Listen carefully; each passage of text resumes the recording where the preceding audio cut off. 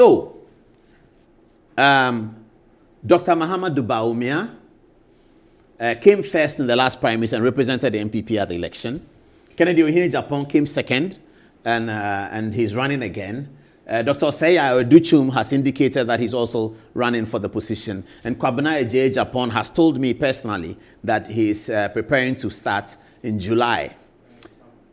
So what happened at the NPP delegates, the National Executive Meeting and the National Council meeting? Two meetings occurred today. Now, before then, there's a proposal, a document put together by a committee, a legal committee led by Mr. Frank Davis, one of the seasoned barristers of Ghana. Frank Davis chaired the committee, and then they put a document together. The document was supposed to reform some of the practices within the NPP in how they arrive at selecting presidential candidates, selecting polling station executives, selecting constituency executive, and regional executives. So Frank Davis led the group to put that document together. Now, that document this afternoon was submitted to the National Executive Committee, and the National Executive Committee is chaired by the chairman. Of course, Chairman Intim was unavailable, so Chairman Bute chaired. When we were monitoring in the morning, I think there was some confusion about whether Chairman Bute should legitimately chair, being the first vice chairman in the absence of the chairman. I think that was resolved in favor of Chairman Bute chairing, so he did chair. The proposals were taken. At the end of the day, these proposals, majority of them, will be given to a Congress on July 19th, I hear.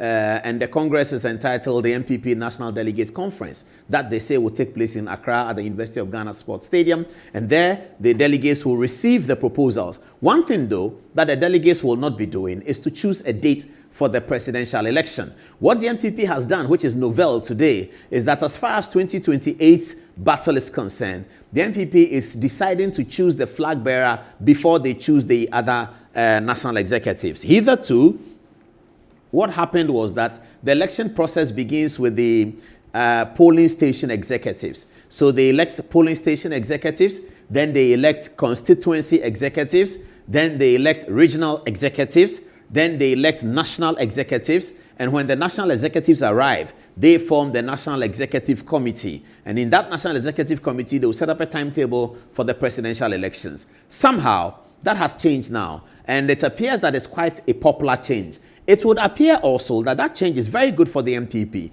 given the disarray in which the party now is, following from the fallout of the election of 2024. It might be very necessary for the NPP in the shortest possible time to achieve leadership.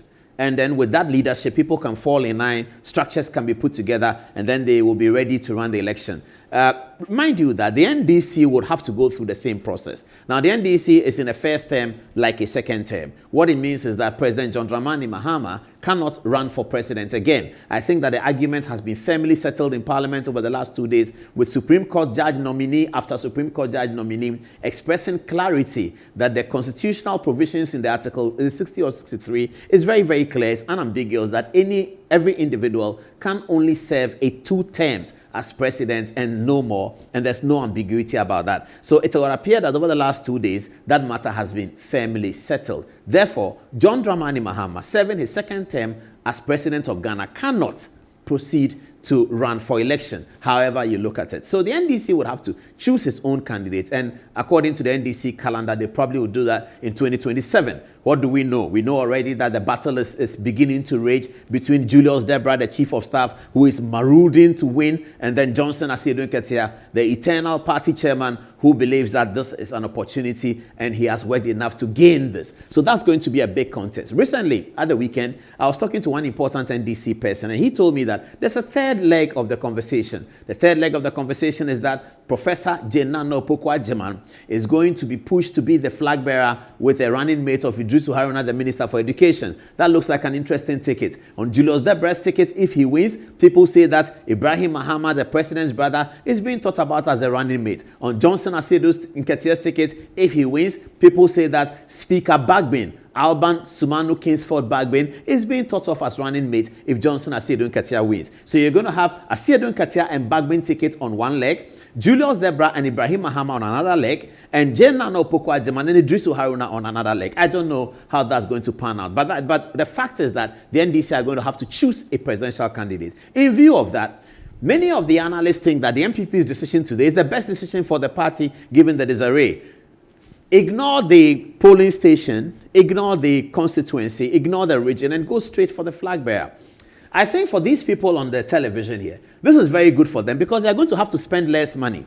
So right from today until January, Dr. Mahamudu Bawumia is going to concentrate on getting people to re-elect him as the party's flag bearer. He doesn't have to worry about who am I supporting in polling station 1. There are 43,000 polling stations. He doesn't have to worry about who am I supporting in polling station 2 up to 43,000. He doesn't have to worry about that now. He'll worry about that later, but not now. He doesn't have to worry about constituencies. There are 276 constituencies. He doesn't have to worry about who am I supporting in which constituency. He doesn't have to worry about which regional chairman am I supporting. Am I supporting Chairman Wuntumi to be regional chairman again, or am I supporting Goka to be regional chairman? He doesn't have to worry about. Kennedy Japan here also doesn't have to worry about that. They all have to focus on selling their message to the delegates. The NPP also said something today. They say that there will be a minimal expansion of the Electoral College that elects the presidential candidate. We know that the Electoral College is polling station executives, constituency executives, regional executives, and the national executives, and sometimes former national executives. Today, they put a new agenda which will be endorsed by the Congress in July at Legon. What they are suggesting is that as far as polling station is concerned, each polling station has 5 executives. There should be 2 more added. And then the electoral area executives used to be 1. There should be 5 more. Electoral area is by some calculation that the Electoral Commission has. So it's not 1 polling station, 1 electoral area. I think it's 10 polling stations to 1 electoral area, something like that. And then in terms of constituency executives, former constituency executives should be added. The big one I noticed is former ministers and former MPs, all to be added to the Electoral College. So the Congress will decide that. And then the Congress will decide whether the new Electoral College should elect the presidential candidates in January or it should be the old Electoral College. Many of the people I spoke to at Alisa think that the new Electoral College should elect a new flag bearer. So I think by and large it is fair, it's sufficiently transparent, and it's easier on the presidential candidate in terms of their spending. And all the effort that they have to put in. These things can be very draining. And if you're a presidential candidate today and you have to think about polling station executives, then think about constituency executives, then think about regional executives, trying to elect your team, that's going to take a heavy toll on any individual, and it's going to take a heavy toll on any wallet. Even if you are Onassis, you're going to have to dig deep into your wallet to slash that out. That has all been made easy for them. Now they have to concentrate on themselves, go to the delegates, sell themselves, and elect a flag bearer in January, when the flag bearer has emerged. So assuming that any of these emerge as a flag bearer, the other people who don't emerge as flag bearer have no interest in supporting polling station, constituency, and all of that. And when the flag bearer emerges, he has enough time to tell himself that I want to run this election at this time. He'll go to a national executive. He becomes the leader of the party, and that's very, very important. So that's the story from the NPP event. The context, it appears that the whistle is now being fully blown. From the way things are going, the whistle has been blown. It's been blown very early because the NPP's constitution is that when they are out of power, as they are now,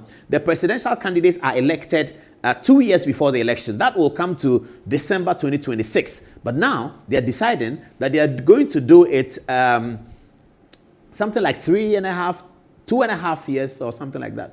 So January 26 to December 28 is what? It's 2 years and 9-10 months, something like that. So that's much longer. So good luck to the NPP, and it tells that a lot of thinking is going into policy. Politics and football are 2 things that you cannot be hypocritical about. If you go to the football game and you've been beaten, you've been beaten. If you go to the election and you've been beaten, you've been beaten. You can't say anything about that. The bragging rights have gone away from you. And it helps people to identify who they are. It helps people to settle down. It helps people to assess their strength and their weaknesses very, very well. And these are victories or defeats that you cannot quarrel about. You've lost, you've lost. You know, when Arsenal beat Real Madrid by 3-0, no matter the pedigree of Real Madrid, on that night, Arsenal was the stronger team, was the better team, and also they carried the bragging rights. Eventually, Arsenal went and Ousmane Dembele taught them a lesson, and they also accepted it. The NPP have been taught a big lesson by the NDC in 2024, heavily defeated,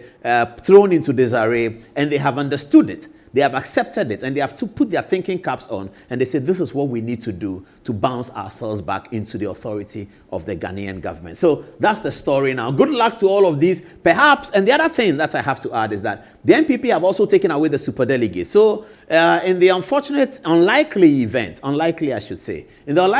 that there are 20 aspirants that eventually show up for the contest, all 20 aspirants will be on the ballot in January. But that's very unlikely. So we are thinking that in addition to these 1, 2, 3, 4, perhaps there would be maybe 1 or 2 more. There's a Adom-Otchere lurking in there, a few people. We don't know. But these are the 4 that have now settled it. Certainly DMB, Kennedy Japan, Dr. Educhum, and Kwabena Japan have all settled in that they are going to run. In fact, at the National Executive and National Council meeting, I think Kennedy Japan was the only one who was not there. He was at Accra Poly speaking to students, and we got some interesting videos we'll show to you later on. So he was in the DMB, was certainly there.